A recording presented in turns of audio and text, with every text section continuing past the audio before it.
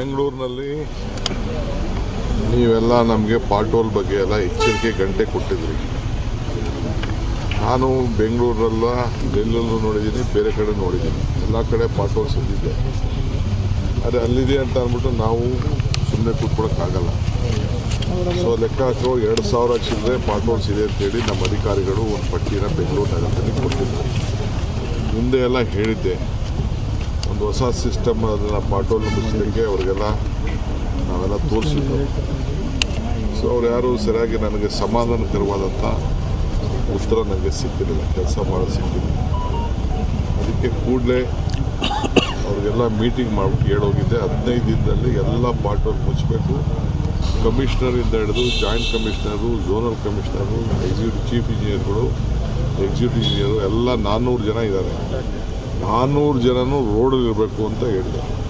ಪ್ರತಿದಿನ ಎಷ್ಟೆಷ್ಟು ಪಾಟೋಲ್ನ ಮುಚ್ಚಿರಿ, ಎಷ್ಟು ಅದಕ್ಕೆಲ್ಲ ಕೂಡ ಇದ್ದು ನನಗೆ ವಿಡಿಯೋ ಮಾಡಿ ನನಗೆ ಪೋಸ್ಟ್ ಮಾಡಬೇಕು ಅಂತ ಹೇಳಿದ್ದೆ.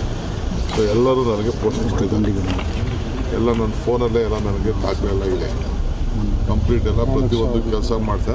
14,307 ಗುಂಡಿಗಳು ಮುಚ್ಚಿದ್ದೀವಿ. 14,307 ಗುಂಡಿಗಳನ್ನು ಮುಚ್ಚಿದ್ದಾರೆ. ಸೊ ಮೀಡಿಯಾವರು ನೀವು ಕೂಡ ಎಲ್ಲ ತೋರಿಸಿದ್ದೀರಿ, ಪೇಪರ್ಲೆಲ್ಲ ಬಂದಿದೆ, ಸಮಾಧಾನಕರವಾಗಿ ಕಾಣ್ತಾ ಇದೆ.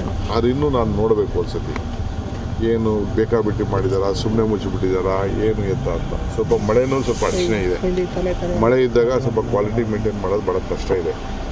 ಆದರೂ ನಾನು ಈಗ 14,000 ಗುಂಡಿ, ಇದು ಕರ್ನಾಟಕ ರಾಜ್ಯದ ಬೆಂಗಳೂರು ನಗರದಲ್ಲಿ ಒಂದು ಇತಿಹಾಸ ದಾಖಲೆ ಸೃಷ್ಟಿ ಮಾಡಿದೆ. ಬಟ್ ಅಂದರೂ ನಾನು ಹೇಳಿದ್ದೀನಿ ನಮ್ಮ ಕಮಿಷನರ್ಗೆ, ಯಾರು ಇದ್ರ ಬಗ್ಗೆ ಬೇಜವಾಬ್ದಾರಿ ವಹಿಸಿದರೆ ತಲೆದಂಡ ತೆಗೆದುಕೊಳ್ಳಲೇಬೇಕಾಗ್ತದೆ. ಯಾರಿಗೂ ಇಲ್ಲಿ ನಿರ್ದಾಕ್ಷಿಣ್ಯ